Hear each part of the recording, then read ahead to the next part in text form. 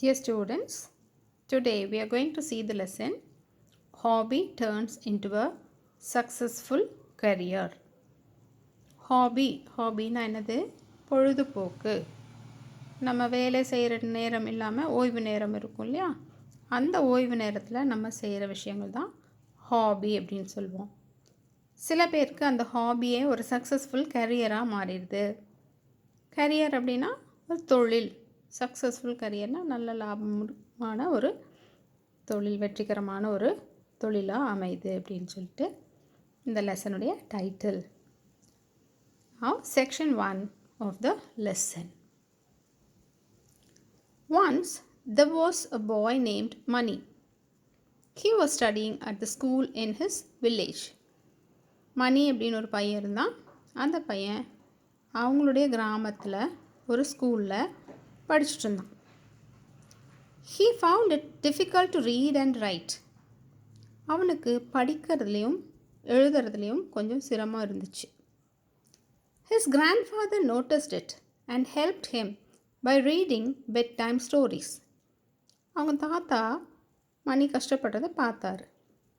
அதனால் அவனுக்கு ஹெல்ப் பண்ணுறதுக்காக பெட் டைம் ஸ்டோரிஸ் படிக்க ஆரம்பித்தார். அதாவது தூங்கும்போது சில கதைகள் படித்து காமிச்சார்.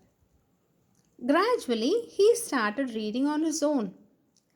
படிப்படியாக அவனே புக் படிக்க ஆரம்பிச்சிட்டான். Now, he not only enjoyed reading, but also has started writing his own stories. இப்போ நிறைய கதைகள் படித்து இப்போ படிக்கிறது மட்டும் இல்லாமல் அவனே கதைகள் எழுதவும் ஆரம்பிச்சிட்டான். Let us read an essay written by Mani. மணி அவனை பற்றி ஒரு எஸ்ஸே எழுதியிருக்கான். அதை நம்ம இப்போ பார்க்கலாம். Hobbies are the activities that we do in our spare time. ஹாபீஸ்னால் என்ன? நம்மளுடைய பொழுது போக்கக்கூடிய நேரங்களில், அதாவது ஸ்பேர் டைம், எக்ஸ்ட்ரா டைம், நம்ம வேலை போக இருக்கிற மீதி நேரத்தில் என்ன செய்கிறோமோ, என்ன ஆக்டிவிட்டி செய்கிறோமோ அதுதான் hobby. Hobbies are unique to people. Hobbies வந்து தனித்துவமானது. எல்லாருக்கும் ஒரே ஹாபி இருக்காது. ஒருத்தருக்கும் ஒன்று இருக்கும். Some like gardening, a few like photography, many have book reading as their hobby. ஒருத்தருக்கு தோட்ட வேலை செய்ய பிடிக்கும், ஒருத்தருக்கு ஃபோட்டோ எடுக்கிறது பிடிக்கும். நிறைய பேர் புக் ரீடிங் ஹாபியாக வச்சுருக்குறாங்க.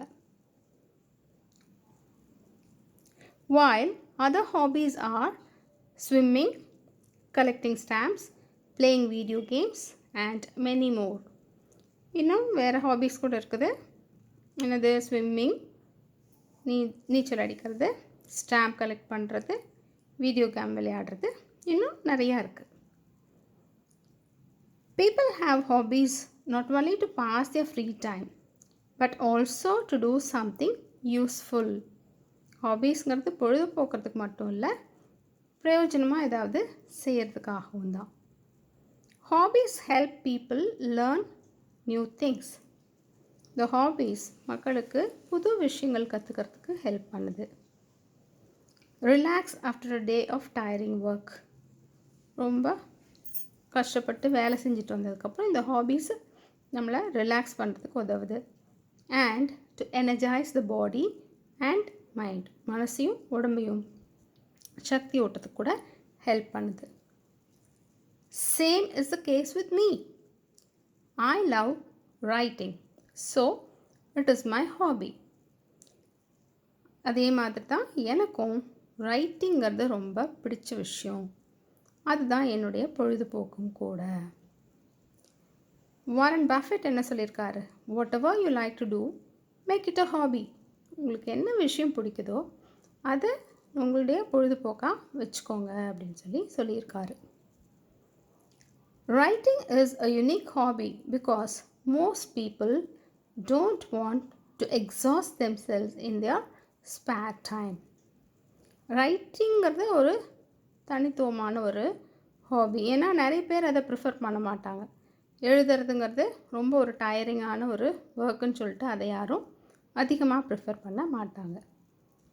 Many feel that writing is tough, but I do not think so. நிறைய பேருக்கு எழுதுறது கஷ்டம்னு நினைக்கிறாங்க. ஆனால் நான் அப்படி நினைக்கல அப்படின்னு யார் சொல்கிறாங்க? Mani. I feel writing is like painting our voice. ரைட்டிங் என்னன்னு நினைக்கிறா மணி? நம்மளுடைய வாய்ஸை பெயிண்ட் பண்ணுறதா நினைக்கிறாங்க. When I get free time, I pick a pen and a notebook and start painting my ideas in words. இப்போ நம்ம பெயிண்டிங்னா என்ன நினைக்கிறோம்? ஒரு படம் வரைகிற மாதிரி நினைக்கிறோம். ஆனால் இப்போது மணி என்ன பண்ணுறான்? அவனுக்கு ஃப்ரீ டைம் கிடைக்கும்போது ஒரு பென் அண்ட் நோட் புக் எடுத்துகிட்டு starts painting my ideas in words. அவனுக்கு தோன்ற ஐடியாக்களை எல்லாம் வார்த்தைகளாக எழுதிடுறான். I write stories, poems and sometimes about my feelings. சில சமயம் கதைகள் எழுதுவான், சில சமயம் போயம்ஸ் எழுதுவான், சில சமயம் அவனுக்கு என்ன ஃபீல் பண்ணுறானோ அதையும் எழுதுவான். My mind relaxes when I pour my thoughts as words. இப்போ அவனுக்கு மனசில் இருக்கிறது எல்லாம் எழுதிட்டா அவனுக்கு மைண்டே ரிலாக்ஸ் ஆகிடுது. So writing energises me. அவனுக்கு ஒரு சக்தி ஊட்டக்கூடிய விஷயமா இருக்குது writing. When I write things, my imagination is at its best. எழுதும்போது அவனுக்கு கற்பனை சக்தி நல்ல சிறப்பாக இருக்குது. I imagine a world with magic and magicians where I can fly and birds can talk. இப்போ கற்பனையில் என்ன வேணால் பண்ணலாம் இல்லையா? இப்போ அவனுடைய கற்பனை உலகத்தில் ஒரே மந்திரவாதிகளும் மேஜிக் மந்திரமும் இருக்கிற மாதிரி அவன் கற்பனை பண்ணிக்குவான். அந்த உலகத்தில் இவன் பறக்கிற மாதிரியும் பேர்ட்ஸ் எல்லாம் பேசுகிற மாதிரியும் கற்பனை பண்ணிக்குவான். Writing helps me completely immerse myself into that world. அப்படியே அந்த உலகத்திலேயே மூழ்கி போயிடுவான் ரைட்டிங்னால். Sometimes I sit with small children and entertain them with these stories of mind. சில சமயம் சின்ன குழந்தைங்களோட உட்காந்து இந்த கதைகளை எல்லாம் அவங்களுக்கு சொல்லுவான். The happiness of their faces makes me to write more and better.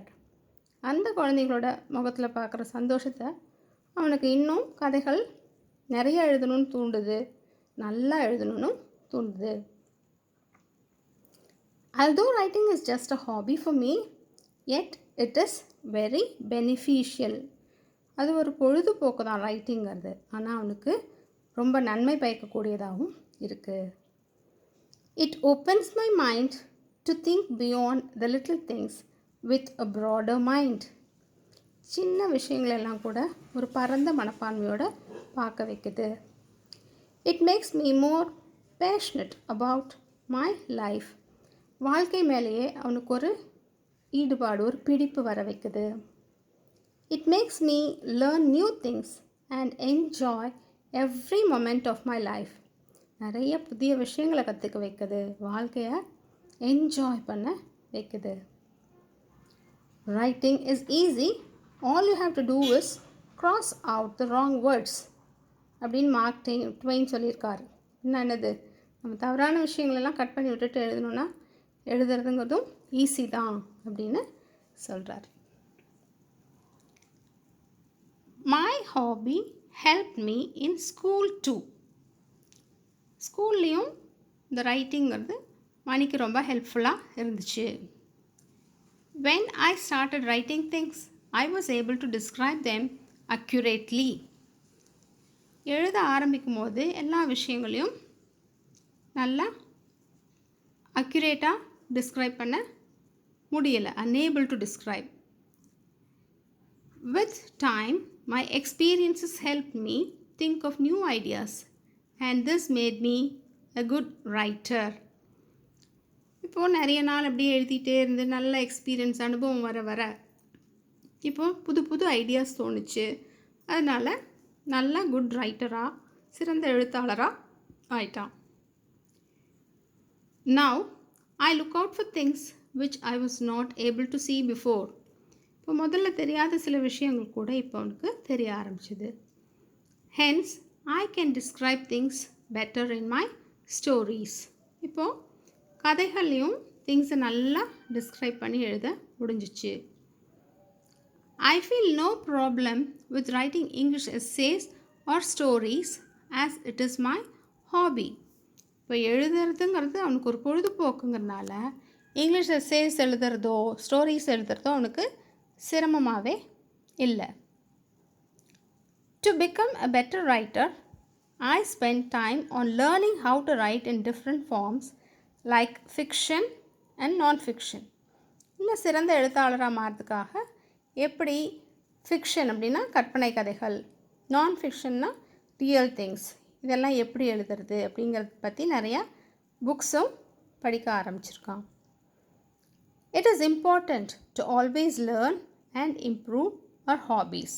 இப்போ நம்ம பொழுதுபோக்க என்ன பண்ணிக்கணும், நிறையா கற்றுக்கிட்டு இம்ப்ரூவ் பண்ணணும். Who knows, one day I could be a writer like R K Narayan. நானும் கூட ஒரு நாள் ஆர்கே நாராயண் மாதிரி ஒரு சிறந்த ரைட்டராக ஆகலாம், யாருக்கு தெரியும் அப்படின்னு சொல்லி மணி சொல்கிறான். The former Chief Minister of Tamil Nadu, Mr. C.N. Annadurai, had the hobbies of reading and writing. நம்மளோட ஃபார்மர் சீஃப் மினிஸ்டர் அண்ணாதுரை அவங்கள எல்லாருக்கும் தெரியும். அவருடைய hobbies reading and writing. He wrote many books, stories, plays, thought-provoking articles and silly dialogues which have contributed to reformation of society as we know it today. அவர் நிறைய books எழுதியிருக்காரு, கதைகள் எழுதியிருக்காரு, நாடகங்கள் எழுதியிருக்காரு, ஆர்டிகல்ஸ் நிறைய எழுதியிருக்காரு மேகசின்ஸ்லாம், சினிமாலேயும் டைலாக்ஸ் எழுதியிருக்காரு.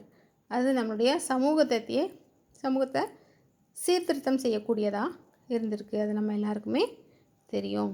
thus everyone should have a good hobby. எல்லாருக்குமே ஒரு நல்ல ஹாபி வேணும். அது நம்மளுக்கு ரொம்ப பெனிஃபிஷியலாக அமையும்.